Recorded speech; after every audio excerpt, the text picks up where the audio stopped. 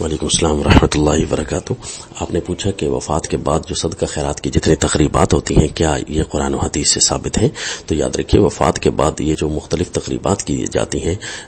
صدقہ خیرات کی، یہ قرآن و حدیث میں ان کا کوئی وجود نہیں ہے، اس کی کوئی بھی دلیل نہیں ہے قرآن و حدیث میں کہ یہ چیزیں ثابت ہوں۔ مثلا کل ہوں یا جمعراتیں ہوں، تیجا ہو یا ساتہ ہو یا 40واں ہو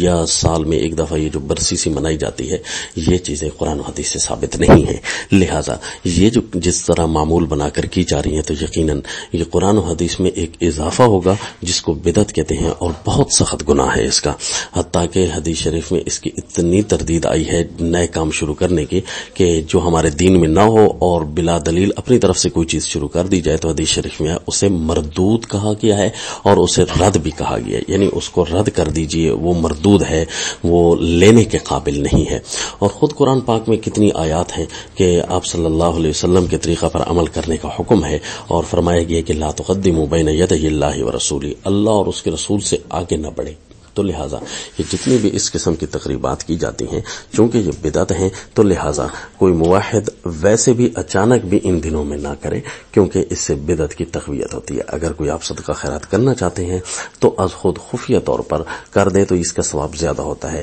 یا بغیر مقرر کیے آپ جو ہے کرنا چاہتے ہیں تو بے شک آپ کسی سے کر لیں۔ اس کے لیے داعیہ نہ کریں، اس کے لیے دعوت کا انتظام نہ کریں، اور علی الاعلان لوگوں کو یوں بلائیں نہیں کہ جناب آج فلاں کے لیے ختم ہو رہا ہے اور فلاں کے لیے کام ہو رہا ہے۔ تو لہذا اس قسم کی تقریبات سے گریز کریں جو آپ کو قرآن و حدیث سے نہ مل سکتے ہوں۔ لہذا اگر بھی آپ کرنا بھی چاہتے ہیں کسی قسم کی کوئی تقریب تو آپ پر پھر فرض یہ ہوگا کہ آپ فرقوں سے ہٹ کر قرآن و حدیث سے کوئی نہ کوئی اس کی ایک دلیل حوالہ ڈھونڈ لیں کہ اس قسم کے ایام میں مثلا تیجا ہو، ساتہ ہو، 40واں ہو، یا جمعراتیں ہوں، یا ربیع الاول ہو، یا محرم ہو، ان دنوں میں جو ہے یہ مختلف قسم کی صدقہ خیرات کی تقریبات کی جاتی ہیں، تو اس کے لیے کوئی نہ کوئی آپ کو دلیل ڈھونڈنی پڑے گی۔ جب آپ کو دلیل ملے تو ضرور ہمارے سامنے پیش کیجیے۔ السلام۔